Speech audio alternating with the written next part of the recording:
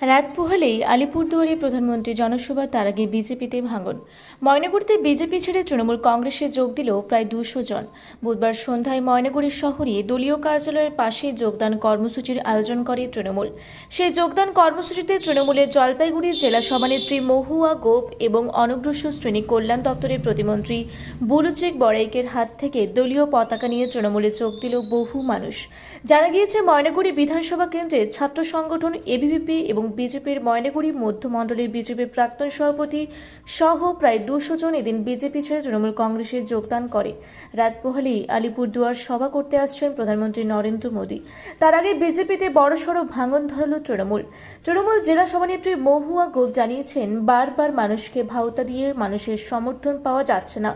মানুষের সমর্থন পেতে গেলে মমতা বন্দ্যোপাধ্যায় উন্নয়নকে সাথে নিয়েই মানুষের কাজ করতে হবে। তার সেজন্য বহু মানুষ তৃণমূলে যোগদান করেছে। তৃণমূলে যোগদান দিলেন, কি কারণে এই যোগদান? অনেক কারণ আছে। আপনি কোন কারণ শুনতে চান? হোটেল কারণ। কি কারণে? মূলত প্রধান কারণ হচ্ছে বাঙালি এবং বাংলা অস্মিতা, যেটা আমরা তৃণমূল কংগ্রেসে যেটা পাই, বাঙালির অস্মিতাটা সেটা অন্য কোনো দলে পাওয়া যাবে না। এটা একটা প্রধান কারণ তৃণমূলে আসা। কতজন আপনারা আসলেন এই তৃণমূল কংগ্রেসে? আমরা 200 জন। 200 জন আসলেন। আচ্ছা, ছাত্র নিয়ে 200 জন। আচ্ছা, মূলত আপনার দায়িত্বে কি ছিলেন? আমি ছিলাম বিভিন্ন দায়িত্ব ছিলাম। লাস্ট দায়িত্ব যেটা পালন করি সেটা হচ্ছে আমাদের ময়নাগুড়ি মধ্যমণ্ডলের বিজেপির সভাপতি ছিলাম। আপনার নেতৃত্বে সবাই আসে?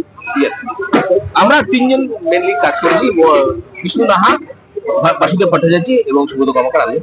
তৃণমূল কংগ্রেসের কাজ করবেন? একদম জয়েন করেছি, কাজ করবো, ময়নাগুড়ি বিধানসভা জিতাবো, প্রমিস।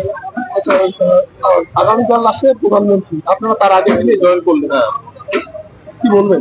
আমি এত উপরের নেতারা তো আমাদের মোয়াদি বলেছে, আপনি তো শুনেছেন। আপনার নাম, আপনার পরিচয়? আমি সুব্রত কর্মকার, আজকে তৃণমূলের কর্মী হিসাবে জয়েন করলাম। আর কারা কারা জয়েনিং করলেন? কোন দল ছেড়ে? আজকে আমাদের এটা ময়নাগুড়ি বিধানসভা কেন্দ্র। ময়নাগুড়ি বিধানসভা কেন্দ্রের 3টি সাংগঠনিক ব্লক।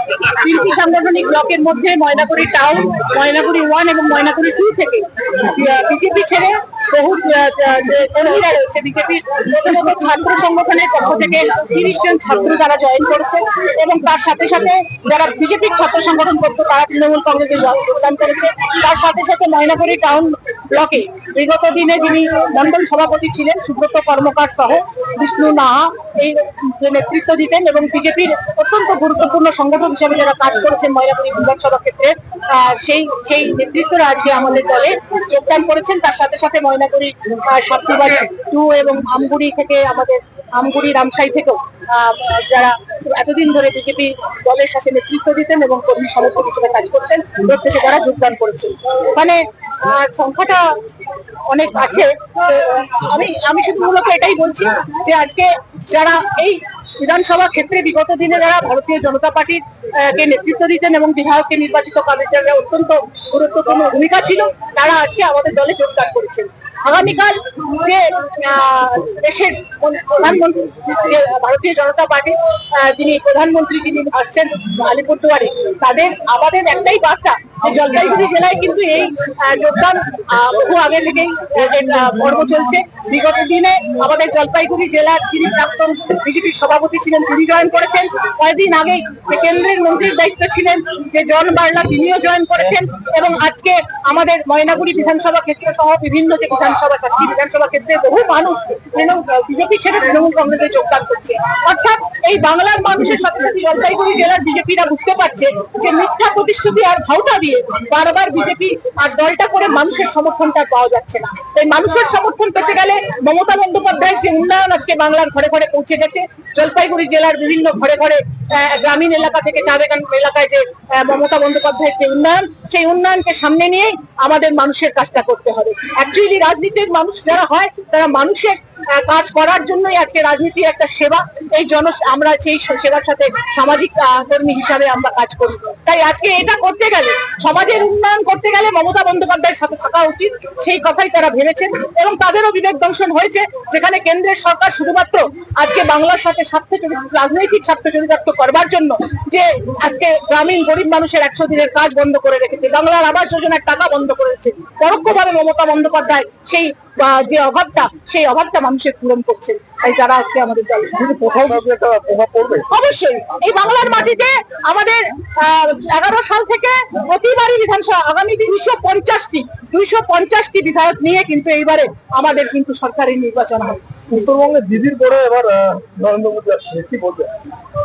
দেখুন, দিদি তো উত্তরবঙ্গ নয়, বাংলার ঘরের মানুষ, বাংলার মামাটি মানুষের সরকারের মাননীয় মুখ্যমন্ত্রী। তিনি বারে বারে আসেন, তিনি বারে বারে খোঁজ রাখেন, আর এরা এটা চটক দিতে আছে। এই চটকের রাজনীতি আমাদের চা বাগানের মানুষেরা দেখেছে। 1000 কোটি টাকার প্যাকেজ আজও নরেন্দ্র মোদী পৌঁছায়নি, 15 লক্ষ টাকা আজও অ্যাকাউন্টে ঢোকেনি, এবং চাকরি কেন্দ্র সরকারের চাকরির টাকা হয়নি। এখানের মানুষ দেখছে যে এই কেন্দ্র সরকার সবসময় মিথ্যা ভাওতা, এবং এখানকার যারা বিজেপি করে তারা দিল্লি গিয়ে বাংলার টাকাটাকে আটকে রাখে। এই সমস্ত অর্থ বরাদ্দ বন্ধ করে দিয়ে এখানে এসে কোনো লাভ হয় না। এখানকার যে বিধায়ক আছেন কোনো কাজ করেননি, নির্বাচিত বিধায়ক এখানকার এই জলপাইগুড়ি জেলার এমপি কোনো কাজ করেননি, আর যাদের প্রধানমন্ত্রী আজকে 1000 কোটি টাকার প্যাকেজ দেওয়ার নাম করেছিল 14 সালে। জলপাইগুড়ি থেকে কনক অধিকারীর রিপোর্ট, রূপসী বাংলা মিডিয়া। পুরুলিয়ায় পাত্রপাত্রী যোগাযোগের একমাত্র বিশ্বস্ত প্রতিষ্ঠান বিবাহ পরিচয়। আপনার মনের মতো জীবনসঙ্গী খুঁজতে আপনার পাশে রয়েছে বিবাহ পরিচয়। তাই আর দেরি না করে আজই যোগাযোগ করুন বিবাহ পরিচয়, municipality commercial complex, 2nd floor, Chaibasa road, opposite PWD office, Purulia. Mobile নম্বর 9232440272 অথবা 8370970472।